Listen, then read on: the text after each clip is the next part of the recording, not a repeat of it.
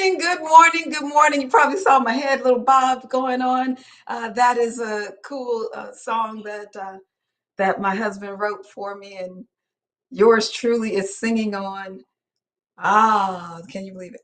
But anyway, good morning, good morning, good morning. Welcome to our Accelerated Healing Detox Bootcamp. This is day 15. Can you believe it?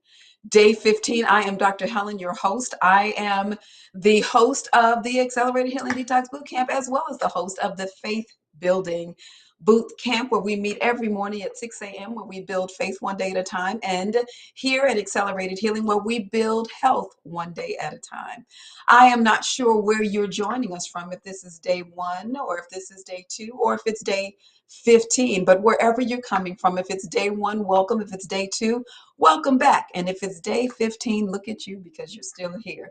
We have a very exciting topic today to discuss with you. I am very excited to present to you the second part of Is Your Food Killing You? We're going to be talking about that. But first, I'd like to just inject a little bit of my favorite artist's music, a little snippet of it.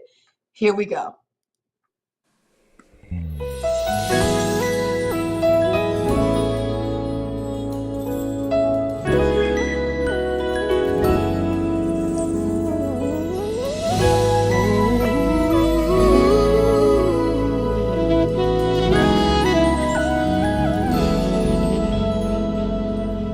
Her name was Anna, his name was Joe.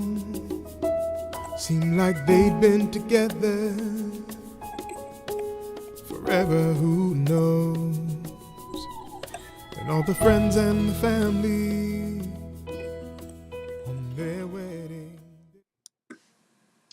Good. Yes, that is John Stoddard, my favorite husband. And I'm very happy and just love listening to his voice. It's just amazing to me. So, day 15, guys, make sure you're drinking your water between there. We're still practicing and we're still getting in bed by 10 p.m. We're starting our relaxation by 9 p.m. so that we can really be snoozing by 10 p.m. Those are the best times. Between 10 and midnight are the best times to rest your adrenal glands, which will make you have a more restful sleep.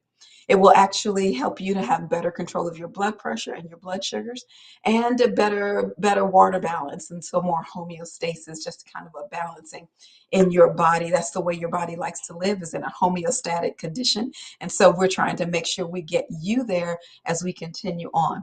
Now, I am a board certified physician. Why should you listen to me? Because I am.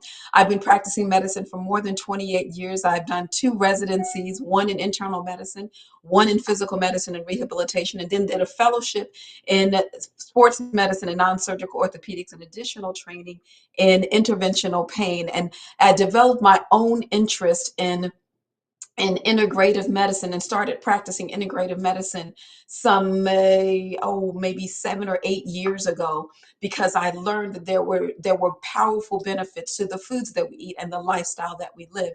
And so I've been practicing this way for a really long time, and I've discovered that it is very powerful. Having this type of lifestyle is very powerful at lowering your blood sugars. It's very powerful at lowering your blood pressure, and it helps with decreasing your pain and the inflammation in your body that actually leads to diseases. And so I want you to know that though I've been practicing that way, I am a physician, but not your physician. And so I want to make sure that you recognize that this does not replace the sound advice of your primary care provider, and that you should be in very close contact with your primary care provider to let them know that you have changed the way you're eating, at least for these 40 days, and that your blood sugar and your blood pressure medicines may need to be changed, decreased, or taken away. So they will be the ones to do that. Please do not stop any medications without the advice of your provider. I am not responsible for those kinds of things. So just make sure that you are in contact with your doctor. I am very much a proponent of letting food be my medicine. And here today we are teaching you how to let food be your medicine. I believe it was Steve Jobs who said something about that that we'll talk about a little bit longer. But this was actually by Hippocrates some 400 BC, so many, many, many years ago. And I have a testimony of somebody who has actually done just that, who's let food be her medicine right now. And she's going to share her testimony today on Testimony Tuesday. So we're going to bring Ruth up here. Hi, Ruth. How are you today? Good morning. I'm fine, thank you. Good. I know you've been with us for the first 15 days of the detox and you've had some really good results so far. So can you kind of share with me? I know you told me something about how your energy level was. What would you say is your energy level? I would say my energy level has increased immensely since I started this program. I do have a personal trainer at the gym, and I go to the gym 5 days a week. And I decided one day I'm going to do an extra half an hour. And I did not feel tired. So I wanted to test myself and challenge myself. So I decided to walk for 20 minutes. So that particular day, I exercised for 2 hours and 20 minutes and felt Mercy. as if I could still go. Wow. Now that's awesome. Has it changed your sleep at all? My sleep, yes. I normally wake up after about probably 4 hours to 5 hours. And since I've started the program, I have been waking up at wake up time about 4:45, 5:45 some days, but I don't get up at night any longer. Now that is good. That's adrenal support right there. I'm so excited about that. You had some blood pressure issues before. Are your blood pressure issues better? Yes, my blood pressure normally would stay at like 140 over 90 and it 130 over 90, but it would not drop. And when I tested it last week, don't remember which day, it was 131 over 71. Yeah, so it's dropped several points then, huh? From the Yes, 140s. yes. Awesome, awesome, awesome. Have you been happy with your weight? Have you dropped too much weight or are you feeling like your weight is steadily coming? What is your experience? My experience is that I have averaged the 2 weeks and I've lost 1.2 pound each week.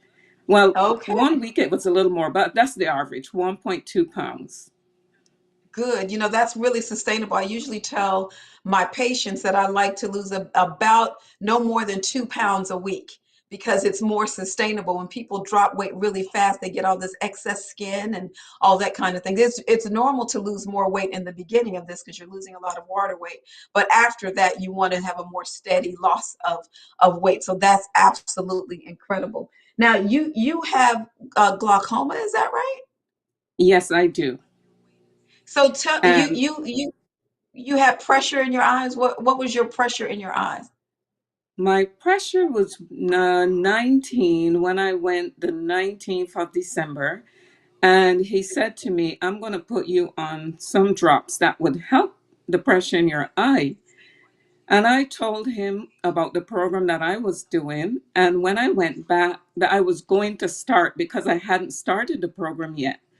And when we started the program on the 2nd of January, I thought, okay, let's see if this is going to help because I've been praying about it.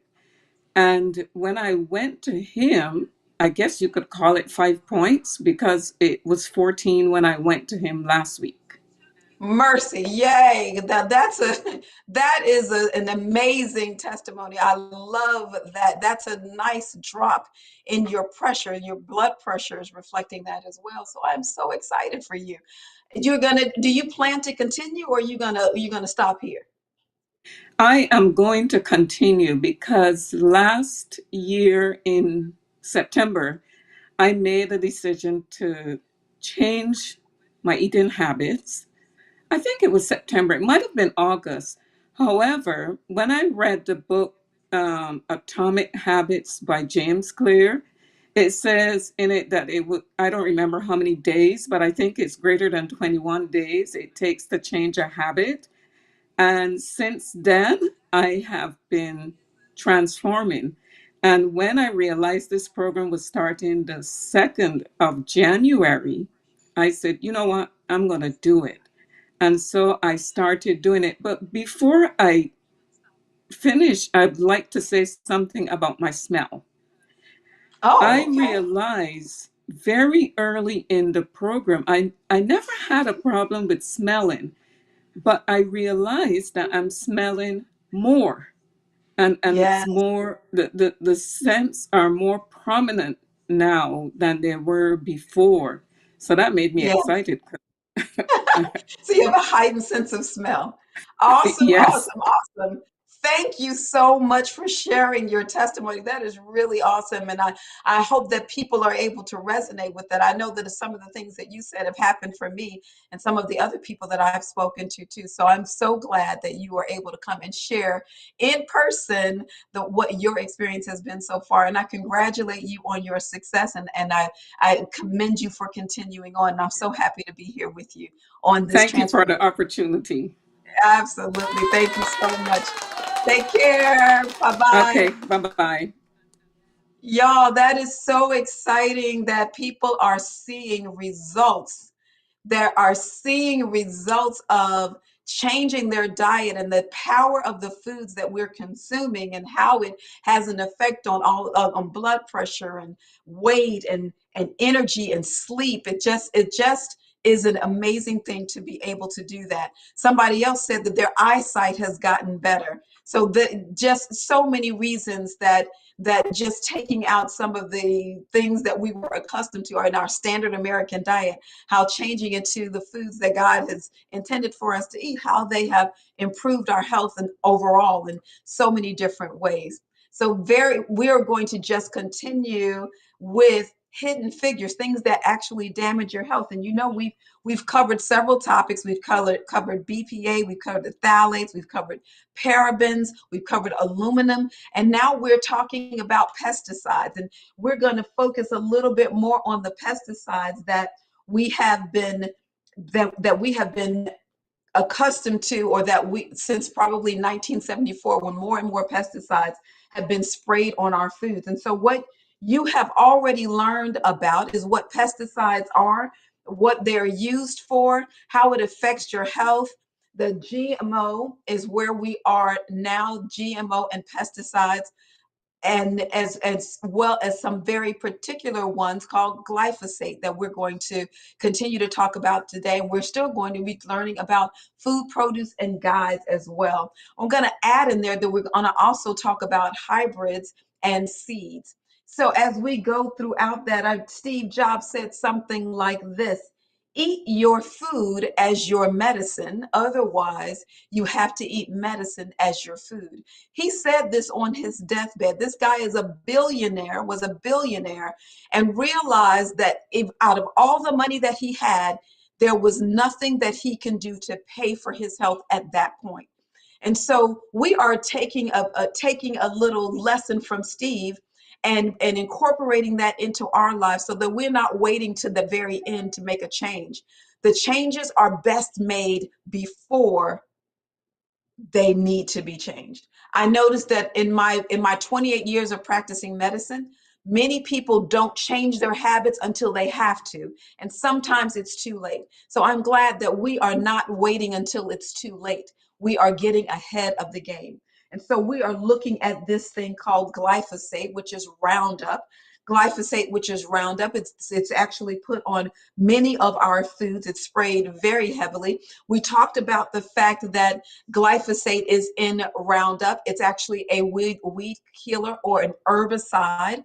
And so it is actually being sprayed on our foods. Some foods that we buy conventionally are sprayed very heavily. Some are sprayed more lightly, but all are sprayed.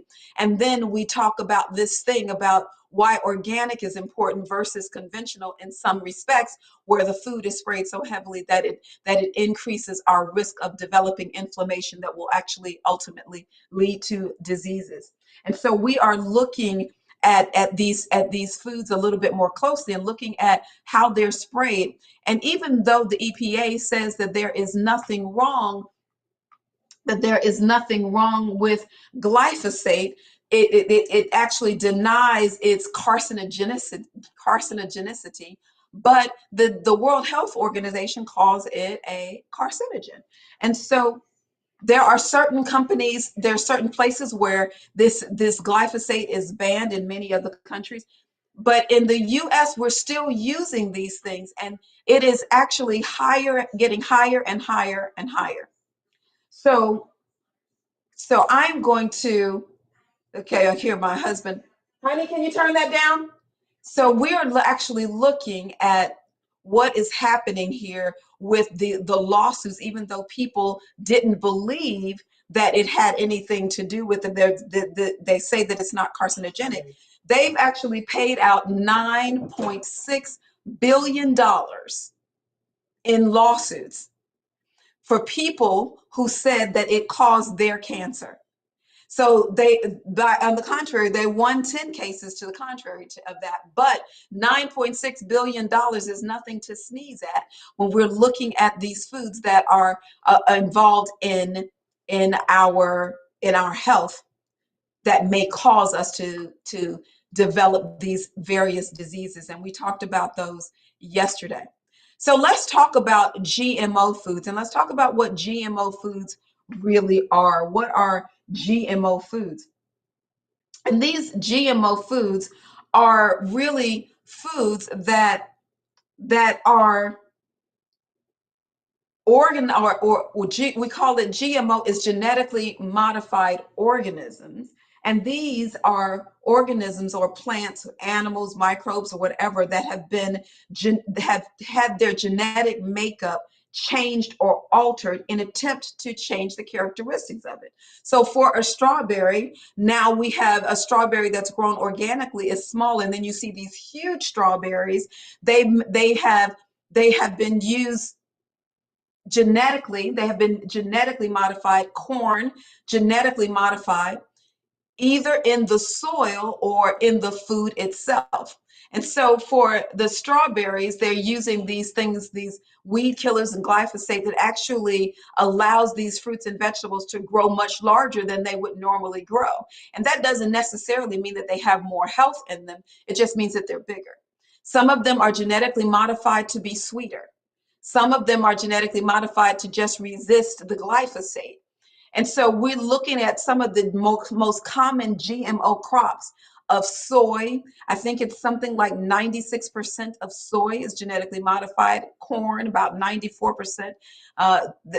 The canola oil, alfalfa, sugar beets, cotton, and wheat is now under development. There have actually been some genetically modified wheat crops but they hadn't come to market, but instead they've been hybridized. And so we're going to talk about that on tomorrow. But we're looking at these foods, and we're looking at how these genetically modified organisms are playing out in our health. And corn is actually one of my favorite vegetables. And so when I see that I can't eat corn like I want to, I really, literally, it just made me cry, because I was thinking, wait a minute, why would they take the one that I like? Why is that? And so I am always looking for non-GMO corn, because I still want to eat it, but I need to look for it in a non-GMO way. So when you look at how they're actually working in a lab, they're creating these combinations, whether it be in the plants or animals, viruses, bacteria, whatever, it doesn't matter. They're creating them. And these things are really not normally found in nature. Is it safe? Well, that safety is definitely a question, but the unfortunate thing is that there have been no independent, credible long-term studies that are done to actually prove or disprove it. But in the interim, they still have to portray the bioengineering label on the food so that the public knows that these foods are not normally found in nature. They have been genetically modified. Interestingly, 65 countries require this label. Canada is not one of them, but in the US, most of the produce has to be labeled with GMO, but it's not all of them in the US are labeled. So in some way, some respects, we lose some transparency because we may not know if that food is genetically modified or not. But as we look at the foods, some of the foods that we see commonly, these foods are packaged and processed with ingredients that have this genetic modification. And so we look at the soybean. So when you look at you edamame or tofu or tempeh and all of those different kinds of things, I am always looking for a particular symbol to let me know that that food is okay to eat. Now, does that mean I've never eaten a GMO food? Absolutely. I don't think you can avoid it, particularly if you go to a restaurant, because not everybody is as picky about it as I am in my home. But I do know that when I am home, I am making sure that the products that I purchase are the non-GMO versions of the foods that I want to eat. I never purchase canola oil. If I buy something and it says canola oil, I put it back. I'm not interested.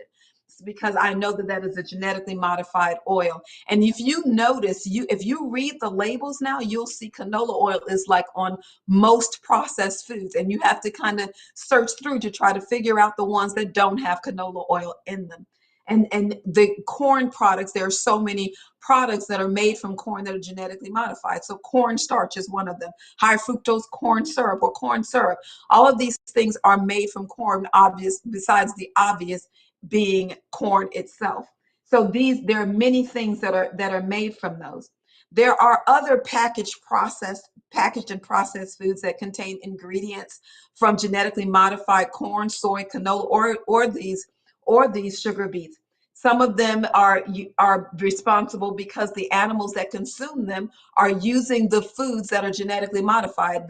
The feeds that they're giving to the animals are genetically modified. So you'll see that in eggs and milk and meat and honey, seafood, and all of these things. Not only are they genetically modified in some ways, many of them are genetically modified in some ways. Some of them are injected with steroids and they're injected with antibiotics so that they make the animals grow quicker, and they make them larger. The steroids are going to increase the muscle mass of the animals, which is why you end up seeing a big old chicken wing, and you're like, wait, is that a turkey wing, or is that a chicken wing? Chicken wings are not supposed to be that large. And so you're seeing these huge differences and these changes in the foods. And if you actually went to one of the factories where they were shooting these guys up, you would have a strong appreciation of what's actually going on in the meat and dairy industry to make our food come to market and to look like it's more edible. And they're putting food colorings in it to make it look like it's a bright fresh color, when it's really just with food coloring to make it look that way. So I was just like, let's uncover that. So let's know what's going on with our food. And if you still choose to eat it, then at least you can go in there with open eyes and see what's actually going on. As a matter of fact, one of the things that they're doing to steaks is they're putting in something called meat glue, so that you put this glue in there and it makes it look like you have a prime cut of a steak, when they're actually just gluing scrap pieces together and serving them as prime pieces. So if you are going to a place and you get a prime steak and you're paying $10 for it, you know that is not a prime steak. So that is something that I have observed and looked for in different places. There are processed crop derivatives as well. And so we're looking at these names. When you're looking at your products, be aware of these names: hydrolyzed vegetable protein, textured vegetable protein, corn syrup, molasses, sucrose. When they just say flavorings, when they just say vitamins or yeast products, proteins, sweeteners, enzymes, oils, and fats. So you're looking for those things when you look at your products. Biotech companies control the seeds as well. I have a patient who is a farmer, and he tells me that you are not able to take the seed from a bioengineered food and replant it the next year. As a matter of fact, it is against their oaths or their policies or their contracts. They cannot use the same seeds. And interestingly enough, the seeds are not able to be reproducible over and over again like a natural seed. And so we are not able, not only are farmers not able to use their seeds over and over again, but even if they were, these seeds don't reproduce over and over and over again, because you should be able to take a seed out of a tomato and dry it and plant it and grow some more tomatoes. And then those tomatoes, you should take a seed out of that, plant, dry it and plant it and grow more tomatoes, and so on and so forth. But that doesn't happen with these types of seeds. You can't continually grow with these seeds. So overuse, the other thing that's happening is that overuse of the herbicides can also cause resistance. So we're getting these super bugs and we're getting these super weeds. And so they're going to have to make more super chemicals to control them. So the most commonly genetically modified grown crops in the world have been engineered to tolerate these herbicides. So that's why you might see a larger fruit. They're growing faster and larger because they have been modified to tolerate the weed killer. So it doesn't kill the fruit, it just kills the weeds around that. They have to be strong enough and robust enough to not die from the fruit. So they are genetically modified to do just that. The use of the herbicides has actually led to a decline in the native plants around too, because you're actually getting a downstream effect, because these herbicides are actually going to be sprayed, and they're all over. Like, they can be sprayed in different parts of the world, and I mean different parts of crops. And so you have to really be protective over these things. And it actually changes the biodiversity of the soil, so that when they used to have all of these different strains in the of microbes in the soil that actually help to make the soil healthy, they're actually being destroyed and decreased because of these strong herbicides. And we are trying to avoid those things. We don't know what the long-term effects of these things are. But we do know that one of the things that we are doing is we are going for non-GMO verified foods. And so when you are in your grocery store and you're navigating through the aisles, I would suggest looking for this label where it says a non-GMO project and it's verified. Look for the butterfly, because you will find that it is in this way that you will be able to avoid genetically modified foods. Now, we are close to the end of our time together today, and we're going to delve tomorrow into this thing about oats. There are many oats that we are going to talk to you about and share with you on tomorrow about what is wrong with oats and how to avoid the ones that are wrong. What is wrong with oats and how to avoid the ones that are wrong. Okay, so we'll delve into that tomorrow, because oatmeal is something that we consume because it's heart healthy. We want to make sure that it lowers our cholesterol, that we get the fiber that we need to make sure that we stay regular. And so we're going to talk about the oats that have become problems. And this has really been a lot in the news and a lot in what's happening now. We'll talk about that on tomorrow. So as we talk about what we are doing, we are on day that, well, let's ask, does anybody have any questions? Any questions? I want to just leave a minute or so for questions. And make sure that you label your question with a Q and a colon, a Q and a colon. And I see a comment here that lab meats are being sold around the country in major grocery stores. Absolutely.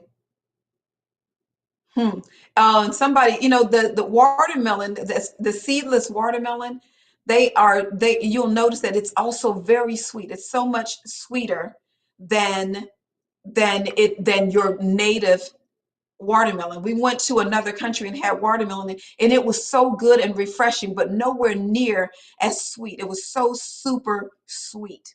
Okay. Now here's a question. Where can I buy John's music? John's music is available on Amazon. It's available on iTunes. Actually, anywhere that you find music, you can purchase his music. Bridget is asking, what about white strawberries? White strawberries are a new phenomenon. Whenever I see something new, I'm like, is that real? Is that real? And white strawberries, I have not found to be real, that there is some modification to those. And so I don't tend to purchase those. Seedless watermelons are so sweet.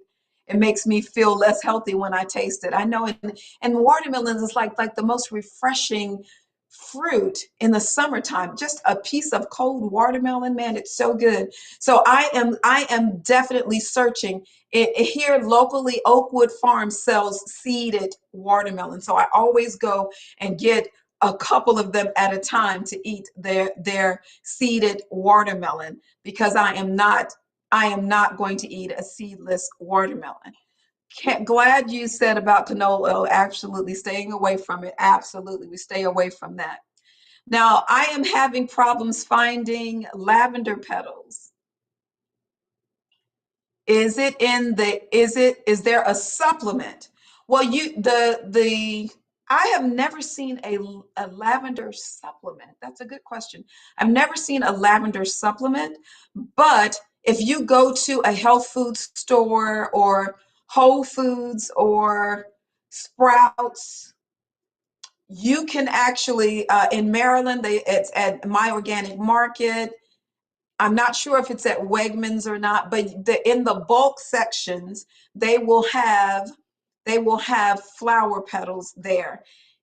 Also, you can order them. Obviously, you can order them on Amazon. You can find them there. What about the apple? Kroger sells them. Kroger sells them in the spice section as well. What about the apple?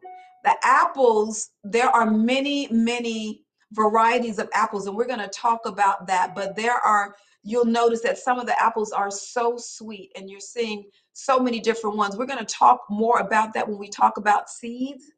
And so I'm going to put a pin in that one. We're going to talk about that. And I think that is going to be day after after we talk about the hybrid. So that is coming on. I can't tell you which day it is now. Sprouts sells them in bulk. They sure do. I've been eating oats every morning. Well, good. You said, oh, I've been eating oats every morning. We're going to tell you and make sure you're getting the right oats for what you need.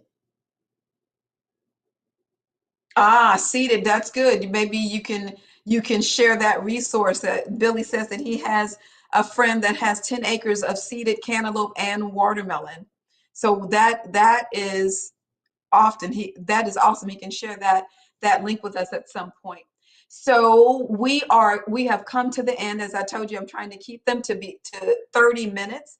And so we are here at a little more than 30 minutes, and we are ready to do our sign out. Thank you so much for joining us today on our day 15 of our Accelerated Healing Detox Bootcamp.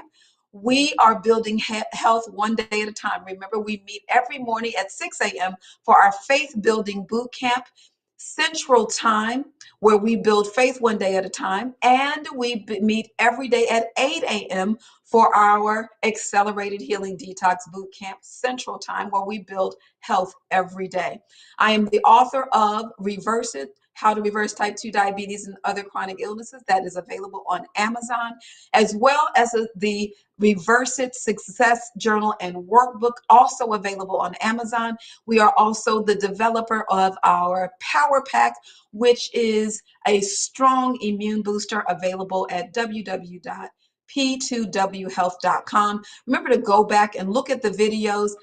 Write down things that you may have missed. If you've missed something, share the video with your friends. Remember also to like, comment, and subscribe. It would really help to get the information out to more people so that people are aware of how to navigate through the grocery store these days, or how to navigate through the markets, to know what you're eating, and to make good decisions about the foods that we consume for our health. Because we all know, you and me, because we're here, we know that health is the new currency, and we're spending ours wisely. Thank you for joining. I'll see you tomorrow. Take care.